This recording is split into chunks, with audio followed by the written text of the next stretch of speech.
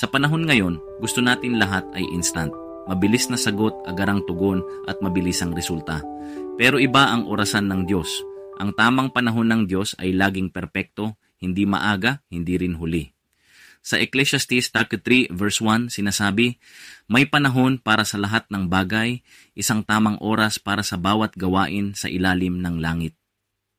Minsan, pakiramdam natin ay nakakalimot na ang Diyos. Pero sa totoo lang, minsan ang paghihintay ay bahagi ng kanyang plano para hubugin ang ating pananampalataya. Si Abraham ay nangako ang Diyos ng anak, pero 25 years siyang naghintay. Si Joseph ay pinangarap na magiging pinuno, pero dinaanan niya ang kulungan at pagtatakwil bago dumating ang katuparan. Sa bawat paghihintay, may ginagawa ang Diyos sa ating puso. Tinuturuan niya tayong magtiwala, pinapalalim niya ang ating relasyon sa Kanya. Hinahanda niya tayo para sa mas dakilang biyaya. Kaya kapatid, kung ikaw ay naghihintay para sa kasagutan, kagalingan o katuparan ng pangarap, huwag mawalan ng pag-asa.